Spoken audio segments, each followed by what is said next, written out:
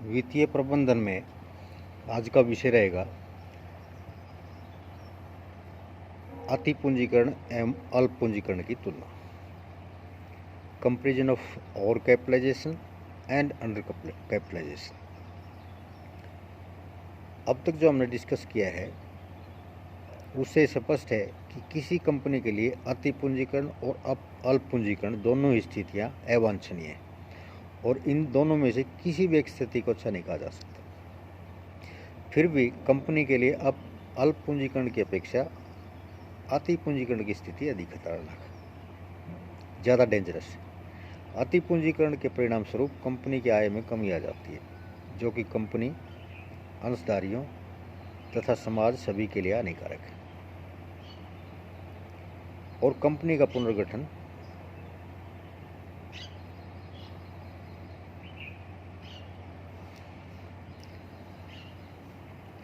Company का पुनर्गठन अथवा समापन करना पड़ता है। इसके विपरीत अल्प पूंजीकरण के परिणाम स्वरूप कंपनी की आय में वृद्धि होती है, जिससे लाभांश की दर और अंशों के बाजार मूल्य में वृद्धि होती है, जिसे बोनस अंशों के वितरण अथवा नए अंशों के निर्गमन द्वारा आसानी से सुधारा जा सकता है। अतः अल्प पूंजीकरण की अपेक्षाकृत कम बुराई, लेसर ईवल कहा जा सकता है। फिर भी ये दोनों ही दोषपूर्ण हैं और जहाँ तक संभव हो सके इन दोनों परिस्थितियों को ही हतोत्साहित किया जाना चाहिए। प्रत्येक कंपनी का लक्ष्य संतुलित अथवा उचित पूंजीकरण की स्थिति कायम रखना होना चाहिए। गेस्टनबर्ग के अनुसार जहाँ तक अति पूंजीकरण और अल्प पूंजीकरण में तुलना का प्रश्न है, दोनों में से बाद वाला अपेक्षाकृत कम बुरा है। फिर भी दोनों को हतोत्साहित करना चाहिए, तो उचित पूंजीकरण का आदर्श अपनाना चाहिए। वाटर्ड कैपिटल, जब किसी कंपनी की अंश पूंजी का प्रतिनिधित्व उतनी ही राशि की संपत्तियों द्वारा नहीं होता तो अधिक पूंजी को जलयुक्त पूंजी कहा जाता है। अंश या जलयुक्त पूंजी का अर्थ है कि कंपनी की संपत्तियों का प्राप्य मूल्य, रिलाइजेबल वैल्यू, उन संपत्तियों के पुस्तकीय मूल्य से कम है। जलयुक्त पूंजी के कारण, काजेज ऑफ वाटर्ड कैपिटल, जलयुक्त पूंजी का समस्या प्राय कंपनी की स्थापना के समय उत्पन्न होती है। जलयुक्त पूंजी होने के कारण है जब कंपनी की स्थापना के समय प्रवर्तकों को उनकी सेवाओं के बदले बहुत अधिक संख्या में अंश दे दिए जाते हैं, परंतु कंपनी उतनी आय अर्जित नहीं करती है कि उन अंशों का देना उचित ठहराया जा सके। जब प्रवर्तक जानबूझकर कंपनी की आवश्यकता की संपत्तियों को कंपनी के लिए बहुत अधिक मूल्यों पर खरीद लेते हैं। और तीसरा है जब कंपनी द्वारा अदृश्य संपत्तियाँ, इंटेंजिबल एसेट्स जैसे कि एक्सो, कॉपीराइट, ख्याति आदि उच्च मूल्यों पर खरीदी जाती है, जबकि बाद में संपत्तियां व्यर्थ सिद्ध होती हैं। जलयुक्त पूंजी एवं अति पूंजीकरण में अंतर, difference between watered capital and over capitalisation.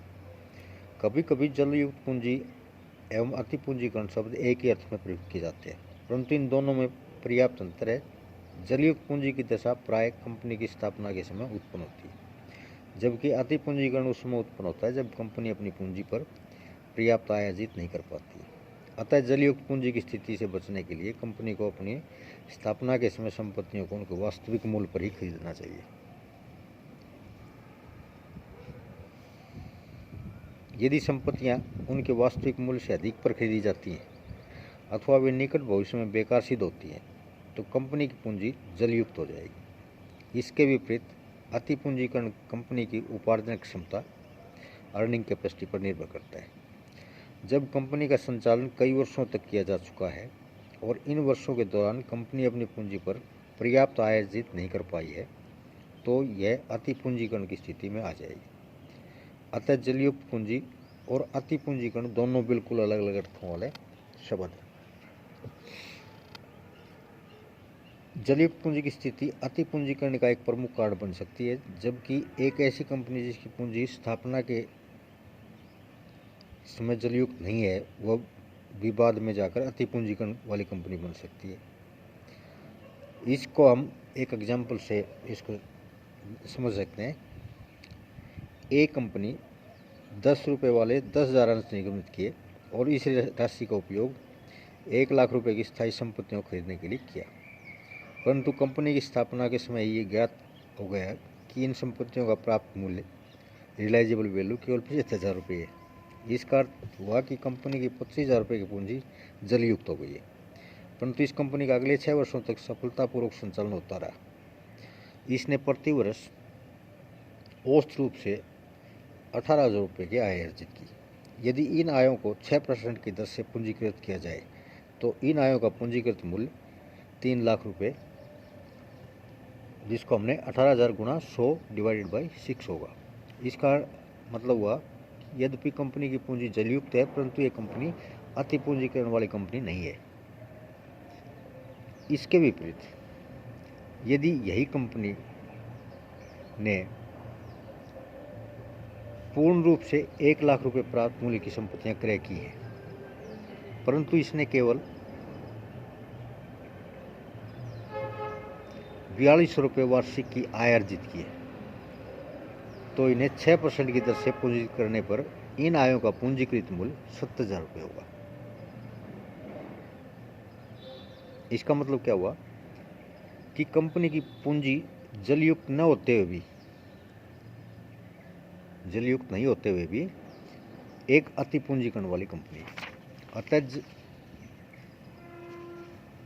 जलयुक्त पूंजी का संबंध संपत्तियों के उस प्राप्य मूल्य रियलाइजेबल वैल्यू से है जो इन संपत्तियों को बाजार में बेचने से प्राप्त हो सकता है, जबकि दूसरी तरफ अति पूंजीकरण का संबंध, ओवर कैपिटलाइजेशन का संबंध संपत्तियों के उस वास्तविक मूल्य या रियल वैल्यू से है जिसकी गणना कंपनी की वास्तविक उपार्जन अक्षमता यानी अर्निंग कैपेसिटी के आधार पर की जाती है। Thank you.